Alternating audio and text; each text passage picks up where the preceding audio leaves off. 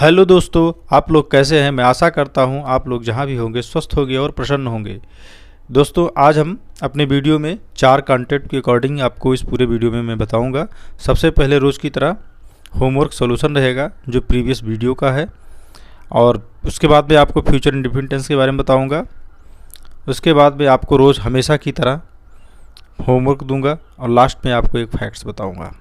ये हमारा डे 5 है। तो सबसे पहले हम शुरू करते हैं आपका प्रीवियस होमवर्क सॉल्यूशन। मेरा सबसे पहला सेंटेंस है, मैंने अपने भाई की सहायता की। इनमें वो क्रिया के साथ सहायता की है, जो एक सहायता करना है इसमें क्रिया, इसके साथ में बड़ी की मात्रा लगा है। मैंने बताया था जब किसी टेंस के वाक्य के अंत में क्रिया के साथ बड़ा, बड़ी, ए या फिर ता था या ती थी या ते थे लगा हो तो पास्ट इंडिफिनिट टेंस का होता है। तो ये मेरा सेंटेंस पास्ट इंडिफिनिट टेंस का है। मुझे पता चल गया है तो इसकी हम रूल्स लगाएंगे। तो पास्ट इंडिफिनिट टेंस का सेंटेंस का रूल्स होता है, स्ट्रक्चर जो होता है सब्जेक्ट का, पहले होता है सब्जेक्ट, उसके बाद वर्ब का सेकेंड फॉर्म, उसके बाद आपका ऑब्जेक्ट होता है। तो मैंने अपने भाई की सहायता की, तो मैंने का अंग्रेजी होगा बी नहीं होगा, हमने होता तब भी होता, ये गलत है, इसलिए यहाँ हो जाएगा आई। उसके बाद वर्ब का सेकेंड फॉर्म, सहायता का अंग्रेजी हेल्प होता है, उसका सेकेंड फॉर्म हेल्प्ड हो जाएगा। और अपने भाई की ऑब्जेक्ट क्या है इसमें, अपने भाई की आवर ब्रदर। तो आई हेल्प आवर नहीं होकर के आई के लिए अपने का अंग्रेजी माई होता है, और वी होता तो अपने का अंग्रेजी आवर होता।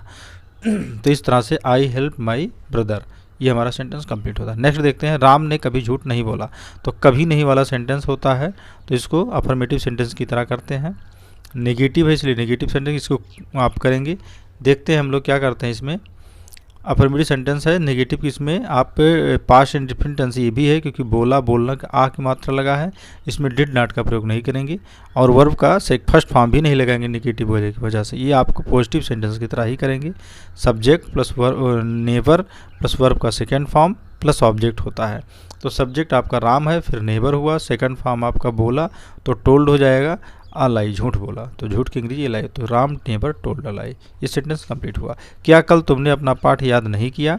तो क्या से स्टार्ट है, तो इसका मतलब पहले पहचाने, ये पास्ट इंडिफिनिट है, करना है, करना के लास्ट में किया, आ की मात्रा लगा है, पास्ट इंडिफिनिट का इंट्रोगेटिव सेंटेंस है, वो भी नेगेटिव भी है, इंट्रोगेटिव नेगेटिव है।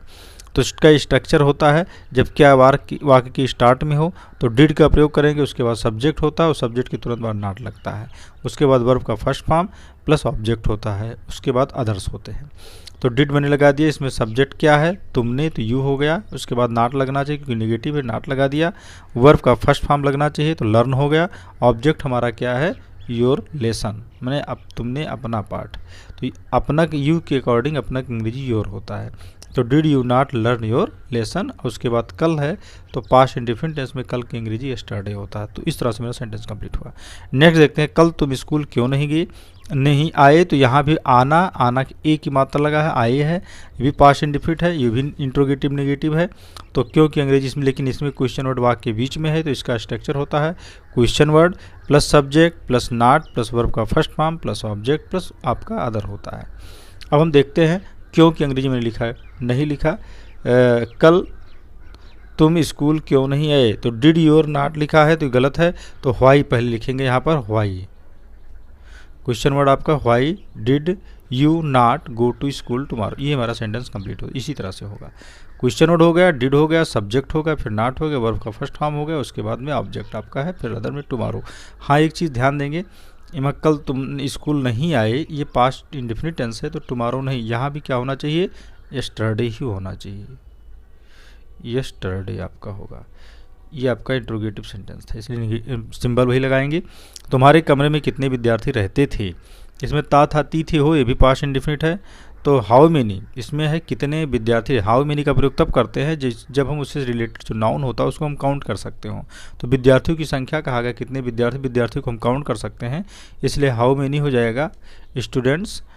उसके बाद में क्या आता है, डिड लिखे, पास्ट इंडिफिनिट टेंस का हेल्पिंग वर्ब लगना चाहिए, how many student did, verb का फर्स्ट फॉर्म लिव होगा, इसमें रहना का अंग्रेजी, उसके बाद ऑब्जेक्ट है तो लगाएंगे नहीं, अदर लगा, तो इसमें अदर है ऑब्जेक्ट नहीं है। तो तुम्हारे कमरे में कितने विद्यार्थी रहते थे, how many student did live in your room.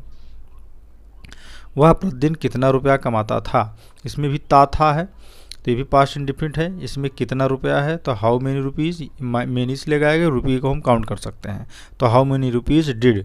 उसके बाद सब्जेक्ट आता है ही होगा, उसके बाद वर्ब का फर्स्ट फॉर्म आता है तो कमाना का अंग्रेजी अर्न होता है, उसके बाद जो बचा उसको लिख दे एवरीडे। तो वह प्रतिदिन how many rupees did he earn everyday. इस रहस्य को कौन नहीं जानता था, इसमें था ये भी पास्ट इंडिफिनिट है।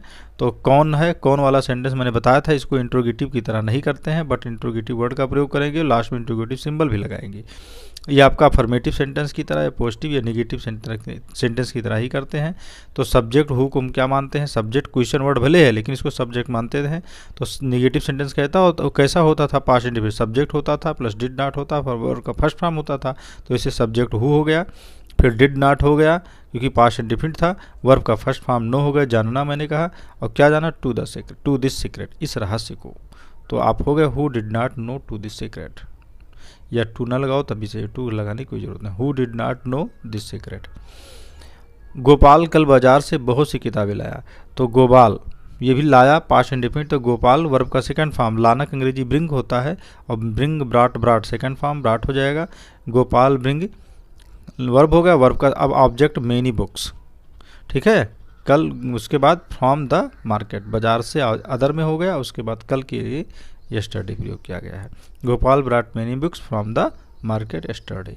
तुम्हारा धोबी अच्छे कपड़े नहीं धोता है, इसमें ताहती है पास्ट प्रेजेंट इंडिफिनिट टेंस के बाद धोने के साथ में प्रेजेंट इंडिफिनिट टेंस का नेगेटिव सेंटेंस है। तो तुम्हारा धोबी, योर वाशरमैन, ये किसी का नाम सिंगुलर सब्जेक्ट है इसलिए डज नॉट लगेगा, तो your washerman does not, verb का फर्स्ट फॉर्म वॉश होना, दोनों का अंग्रेजी वॉश द क्लोथ, यहाँ होगा चाहिए वॉश द क्लोथ, और सही तरीके अच्छे से नहीं धोता, अच्छे से मतलब गुड नहीं लिखेंगे, यहाँ प्रॉपरली लिखेंगे, क्लॉथ प्रॉपरली या क्लियरली कुछ भी लिखो। वह कक्षा में, नेक्स्ट हमारा क्वेश्चन है, वह कक्षा में सदैव फर्स्ट आता है, इसको हम लिखेंगे वह कक्षा में सदैव प्रथम आता है, तो ही स्टैंड फर्स्ट।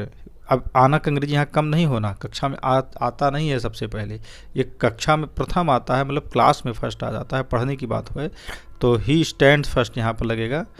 अब कहाँ आता है, इन द क्लास, ऑलवेज ये लिख सकते हैं, ऑलवेज बाद भी लगा सकते हैं, और या ही के तुरंत बाद भी ऑलवेज का प्रयोग हम he always stand first in the class, ये भी सही है, he stand first in the class always.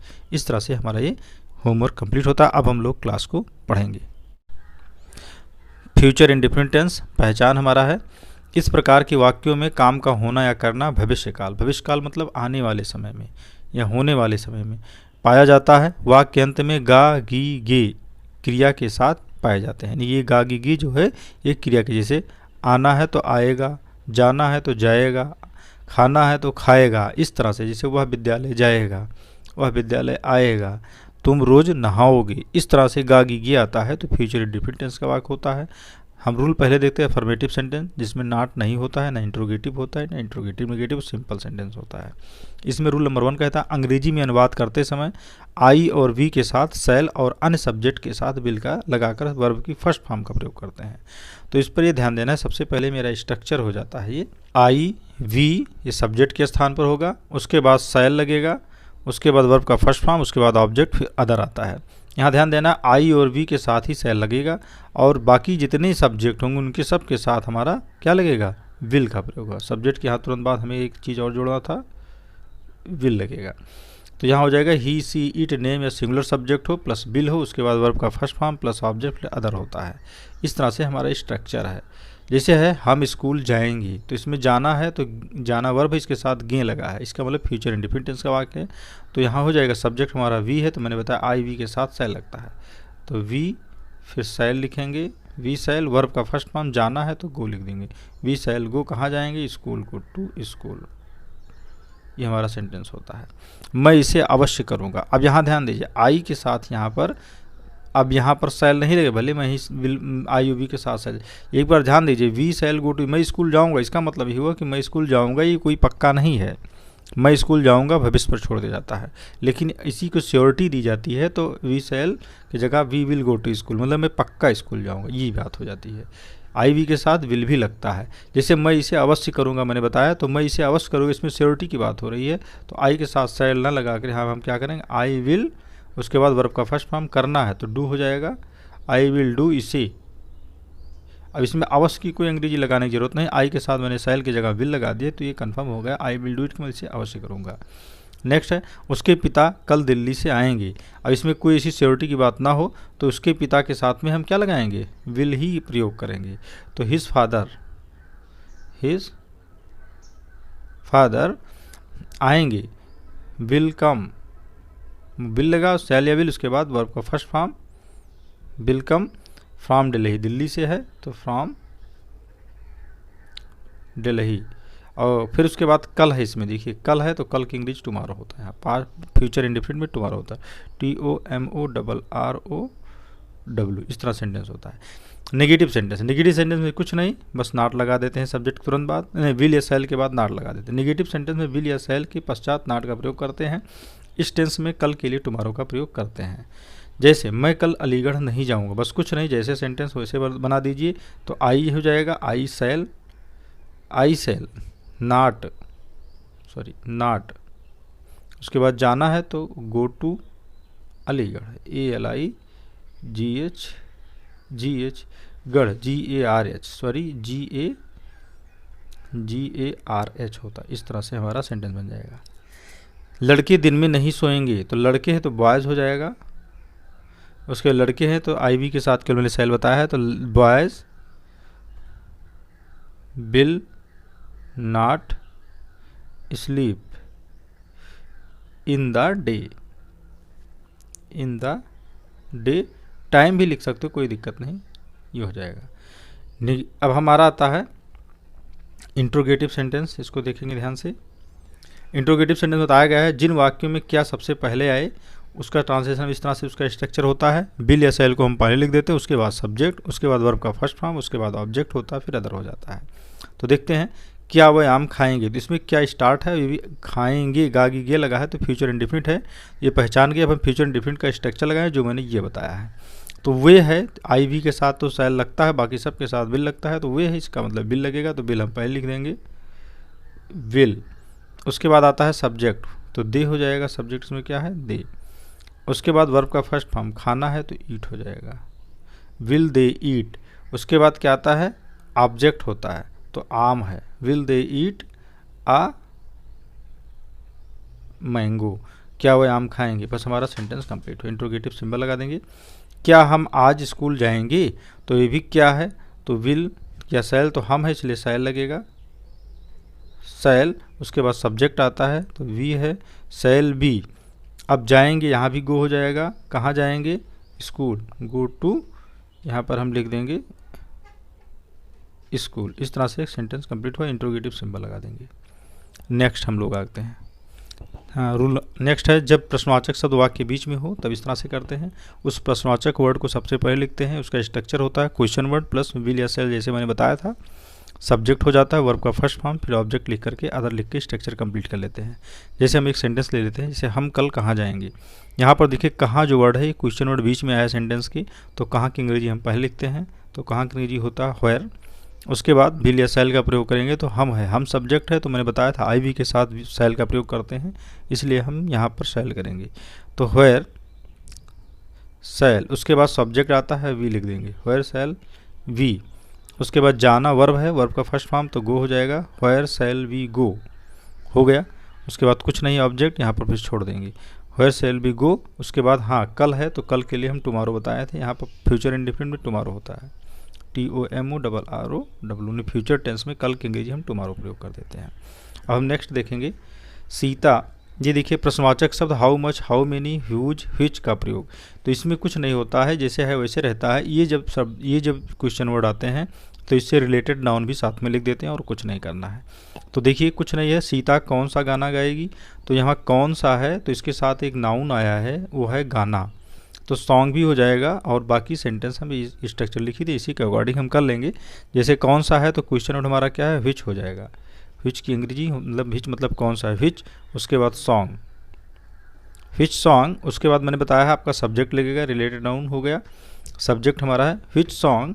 Sita है सब्जेक्ट, तो इसमें IB के साथ विल शैल लगता है, बाकी सब के साथ विल, तो व्हिच सॉन्ग विल। उसके बाद सब्जेक्ट आएगा सीता, उसके बाद में सिंग, वर्ब का फर्स्ट फॉर्म। नेक्स्ट देखते हैं, वह कितनी पुस्तकें खरीदेगा। तो कितनी है तो हाउ मेनी का प्रयोग इसलिए क्योंकि पुस्तकों को काउंटेबल है, तो हाउ मेनी। उसके बाद रिलेटेड नाउन बुक्स लिख देंगे, बुक्स। उसके बाद क्या होगा, ये खरीदेगा तो सब्जेक्ट आपका आईवी के अलावा है इसलिए विल लिख देंगे। हाउ मेनी बुक्स विल, उसके बाद ही बुक्स विल ही। उसके बाद सब्जेक्ट के तुरंत बाद हम क्या लगेंगे, वर्ब का फर्स्ट फॉर्म, तो बाय हो जाएगा। इस तरह से हमारा ये सेंटेंस कंप्लीट होता है। नेक्स्ट देखते हैं हु वाला। हु सब में कुछ नहीं है। हु को जैसे मैंने हर टेंस में आपको बताया है, हु का प्रयोग वैसे ही सेम करेंगे। हु को हमेशा सब्जेक्ट की तरह ही प्रयोग किया जाता है, मैंने बताया। इसको इंट्रोगेटिव वर्ड मान करके, लेकिन ट्रांसलेशन इसका हम सब्जेक्ट के अकॉर्डिंग ही करते हैं। देखते हैं कैसे। सब्जेक्ट अकॉर्डिंग का मतलब अफर्मेटिव सेंटेंस की तरह करेंगे। इंट्रोगेटिव का सिंबल क्यों लास्ट में लगाते हैं, जैसे subject positive sentence affirmative sentence का जो स्ट्रक्चर होता था, सब्जेक्ट होता था, फिर विल या सेल होता था, फिर वर्ब का फर्स्ट फॉर्म होता था, उसके बाद ऑब्जेक्ट होता था। सेम ऐसे करेंगे, बस हु को, कौन को हम सब्जेक्ट मान लेते हैं, तो यहाँ पर लिखेंगे कौन की जगह पर हु, ये सब्जेक्ट मानते हैं। उसके बाद विल या सेल, तो आई वी के अलावा सबके साथ विल लगेगा, तो यहाँ पर हमारा क्या हो जाएगा, हु विल। उसके बाद ऑब्जेक्ट हो ही, सब्जेक्ट हो ही गया, विल या सेल हो गया। उसके बाद हमारा वर्ब आता है पीटेगा, तो बीट, बीट मीन्स पीटना होता है, BEAT। हु विल बीट, अब किसको पीटेगा, योर पुत्र, योर सन, योर सन। तो who will beat your son, ये हमारा सेंटेंस इस तरह से कंप्लीट होता है। अब ये हमारा दोस्तों पास्ट में future and definite tense complete हो गया। अब हम लोग नेक्स्ट वीडियो में नेक्स्ट टेंस पढ़ेंगे। अब मैं आपको रोज़ की तरह, हमेशा की तरह, ये आपका होमवर्क है, इसको आप कर लीजिएगा। मैं आशा करता हूँ ये होमवर्क आप कर लेंगे। जो कुछ भी प्रॉब्लम होगी नेक्स्ट वीडियो में आपके सलूशन दे दिया जाएगा। अब हम मिलते हैं नेक्स्ट वीडियो में, उससे पहले आप फैक्ट्स को देखिए और इसका आनंद लीजिए। हेलो दोस्तों, आपका स्वागत है हमारे आज की इस न्यू वीडियो में। दोस्तों, तो आप ये तो जानते ही होंगे कि हमारी दुनिया में कितने देश हैं। तो दोस्तों, क्या आप ये भी जानते हैं कि हमारी दुनिया में ऐसे कौन से देश हैं जहां रात नहीं होती। तो आज की इस वीडियो में आपको यही बताने वाले हैं। तो चलिए वीडियो को स्टार्ट करते हैं और आपको बताते हैं कि दुनिया में वह कौन सा देश है जहां रात नहीं होती। तो दोस्तों, मैं सबसे पहले देश का नाम आपको बता दूं। वह देश का नाम है आइसलैंड, जहां रात नहीं होती, जहां रात के समय भी दिन का उजाला दिखता है। तो दोस्तों, दूसरा देश है अलास्का, जहां रात नहीं होती। और दोस्तों, तीसरा देश हमारा है फिनलैंड, जहां रात बिल्कुल भी नहीं होती। वहाँ रात में भी आप धुएं की रोशनी का आनंद उठा सकते हैं। तो दोस्तों, उम्मीद करते हैं कि हमारी यह वीडियो आपको काफ़ी पसंद आई होगी। वीडियो पसंद आई हो तो प्लीज़ वीडियो को लाइक और चैनल को सब्सक्राइब करना बिल्कुल ना भूलें। So thanks for watching this video.